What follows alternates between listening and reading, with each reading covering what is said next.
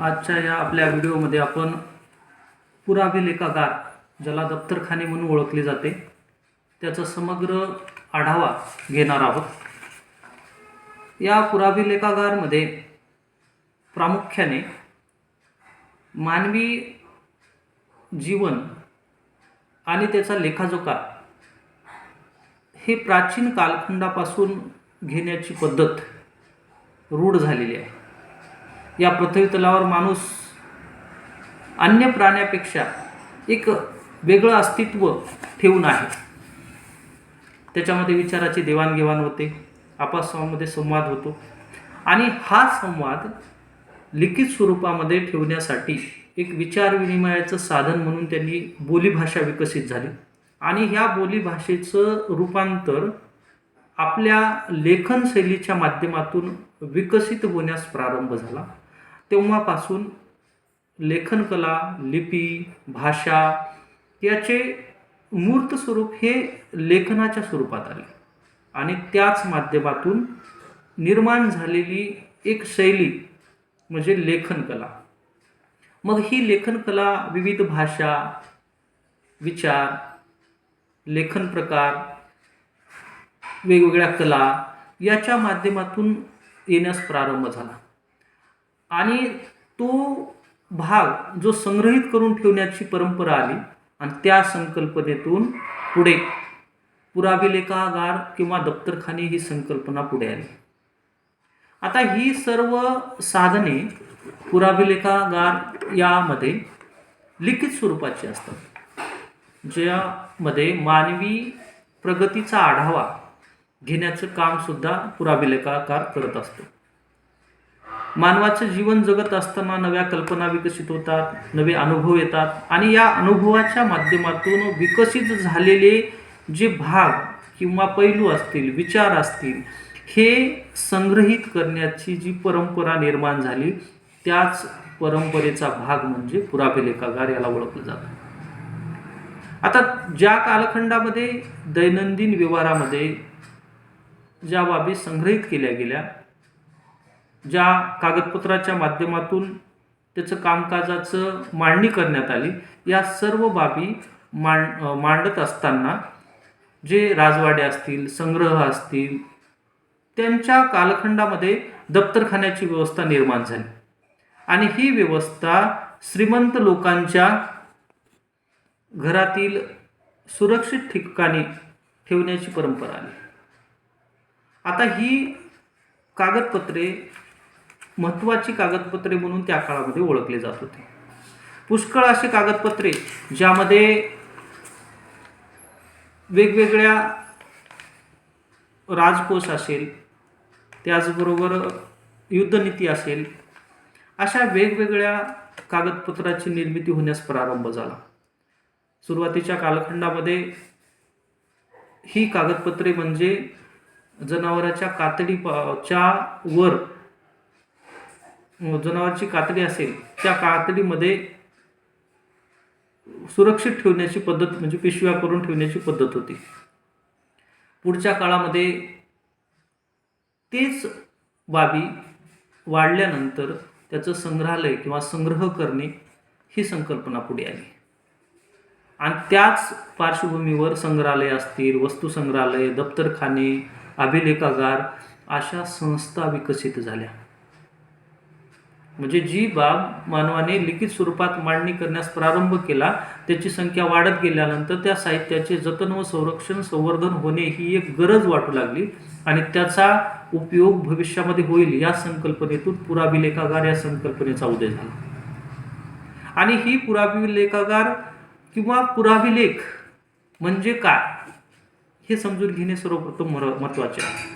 त्यामध्ये पुराभिलेख यामध्ये कोणतीही संस्था, दक्षतापूर्वक काम करणारी व्यक्ती आपल्या महत्त्वपूर्ण बाबी स्मरणात राहाव्या यासाठी म्हणून उपयुक्त असणाऱ्या साधनसामग्रीची नोंद घेऊन त्या बाबी संग्रहित ठेवण्याची परंपरा पुढे आली आणि त्या बाबीला एक मूर्त स्वरूप म्हणजे लिखाण, हस्तलिखिते, टंकलिखित ह्या छापील स्वरूपाच्या साधनाचा समावेश त्याच्यामध्ये होऊ लागला.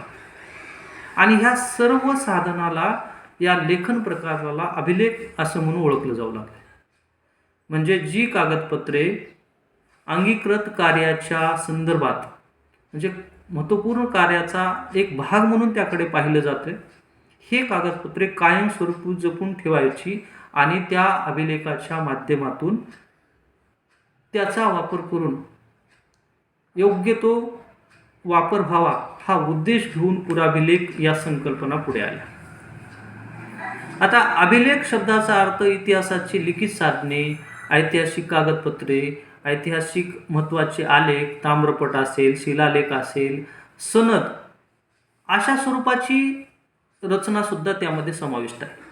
थोडक्यात अभिलेख म्हणजे मानवाच्या प्रगतीचा आलेख दर्शवणारे साधन. अर्थात लिखित मजकूर हा केवळ कागदावर असतो असे नाही, तर कागदाचा शोध लागण्यापूर्वी वेगवेगळ्या लेखन साहित्य वापरल्या गेल्या. आता प्राचीन कालखंडामध्ये अनेक अशा लिपी अस्तित्वात आहेत. त्या लिपी दगडी शिळा असतील, धातू असेल, काष्ट असेल, त्याचबरोबर वेगवेगळे स्तंभ असतील, धातूचे पत्रे असतील, भांडी असतील, विटा, शिंपले किंवा हस्तसंदंती, मुद्रा, अशा वेगवेगळ्या, त्याचबरोबर नाणी, याच्यावर सुद्धा लिखाणकाम करून ठेवलेलं आहे. म्हणजे यावर केलेलं कोरीव काम हे सुद्धा पुराभिलेख आहे. म्हणजे त्या काळात संक्षिप्त स्वरूपात, म्हणजे मांडणी करण्यासाठी किंवा अल्प स्वरूपात, कमी स्वरूपात मांडणी करण्यासाठी सुद्धा अशा साधनाचा वापर केला जायचा. आता ही साधने त्या काळामध्ये व्यावहारिक गरजेपोटी केलेली लिखाण किंवा ज्या वस्तूचा पृष्ठभागावर केले जाते ते वस्तूचे स्वरूप पुराभिलेख म्हणून ओळखले जाऊ लागले. आता हळूहळू या साधनामध्ये वाढ होण्यास सुरुवात झाली. ज्या जनावराचे चामडे असतील, भुर्जपत्रे असतील, ताडपत्र असेल, रेशीम असेल, कापड असेल, रेशीम कापड, या सर्वांच्या माध्यमातून लेखनशैलीचा विकास होण्यास प्रारंभ झाला. पुढे तर आपल्याला माहीतच आहे की कागदाचा शोध लागल्यानंतर कागदावर नोंदी घेण्यास प्रारंभ झाला. आज सद्यस्थितीमध्ये आपण अनेक पुस्तकाचं स्वरूप पाहता किंवा पुस्तकं पाहता, त्यावर जे स्वरूपाची मांडणी केली जाते ती दीर्घकाळ टिकून असणारी असते. मग त्यामध्ये प्रश्न राहिला तो कागदाचा दर्जा, त्यावर केलेली छपाई, त्यावरची मांडणी, या बाबी. चीनमध्ये सर्वप्रथम इसवी सन 105च्या सुमारामध्ये कागदाचा वापर म्हणजे जो सुरू झाला होता, त्यामध्ये भारतामध्ये सर्वसामान्य 11व्या शतकामध्ये सुरुवात झाली. कारण भारतावर ज्या इस्लामी शासन व्यवस्थेचा ज्या पद्धतीने आक्रमण होण्यास प्रारंभ झाला, त्यावेळेस अनेक त्यांची जी कला होती, म्हणजे कागद निर्मितीच्या, कागदाच्या माध्यमातून काय करायला सुरुवात केलं तर लिखाण स्वरूप सुरू झालं. पण इसवी सन पूर्व 327च्या सुमारास जो अलेक्झांडर भारतावर आक्रमण करण्यासाठी भारतात आलेल्या निकर्सनने, त्यांनी हिंदू लोक रुई कागद कुठून कागद तयार करतात असे लिहून ठेवले आहे. म्हणजे भारतामध्ये ही कला फार पूर्वीपासून आहे.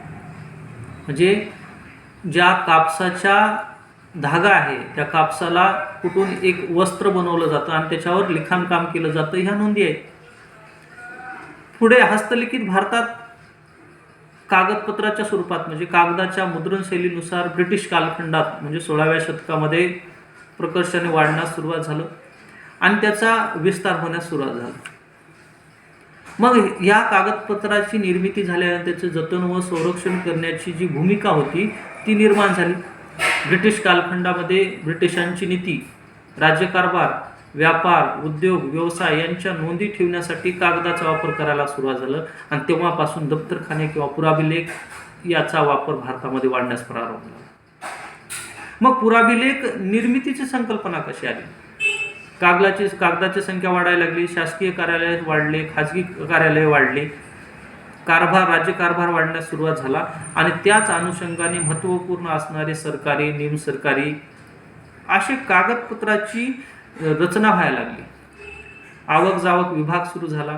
कागदपत्राच्या माध्यमातून एका ठिकाणाहून दुसऱ्या ठिकाणी कागदपत्र पाठवत असताना त्या प्रति संग्रहित करण्याची संकल्पना आली.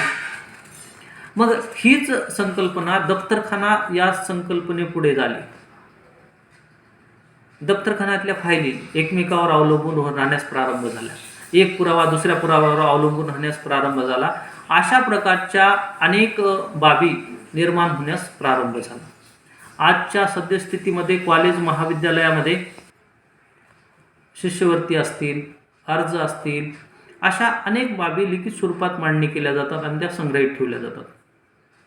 आता महाविद्यालयातील किंवा विद्यापीठ अनुदान असेल, त्याच्यातील पत्रव्यवहार आहे, तो काही वर्षानंतर, काही काळानंतर एक ऐतिहासिक दस्तावेज असतो की त्या वेगवेगळ्या सूचना असतील, नियम असतील, अटी असतील, ह्या सुद्धा एक कागदपत्राचा भाग आहे, म्हणजे तो पत्रव्यवहाराचा भाग.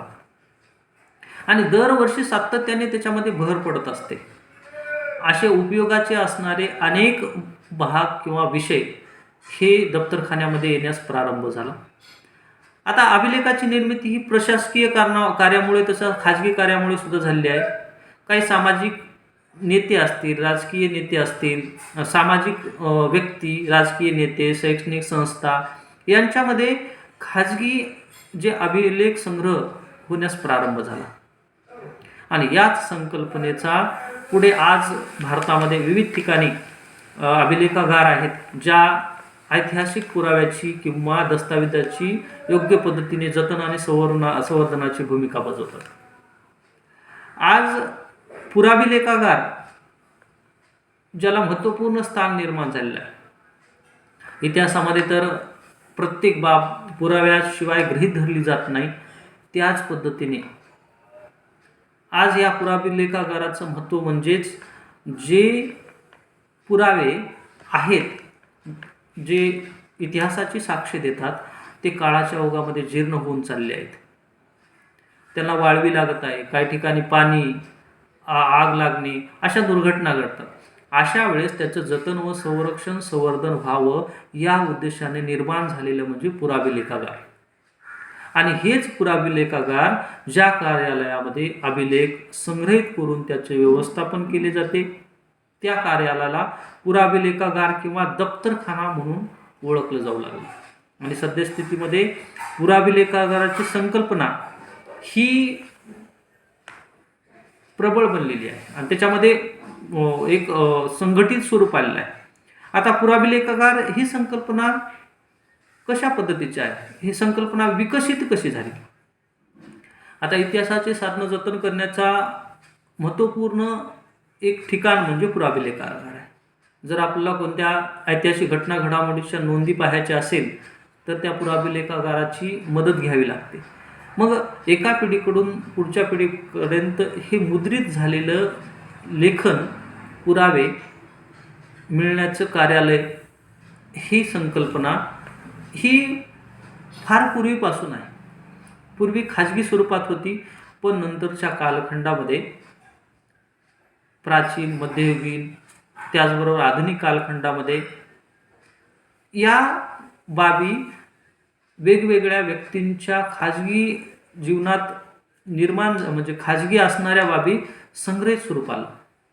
जेव्हा भारत स्वतंत्र झाला त्यावेळेस अनेक पुराभिलेखागारच्या माध्यमातून ज्यांच्याकडे अशा ऐतिहासिक कागदपत्राच्या नोंदी आहेत त्या संग्रहित ठेवण्याचं काम सुरू झालं आणि तेव्हापासून दप्तरखाना किंवा संग्रहालय म्हणून ओळखलं जातं.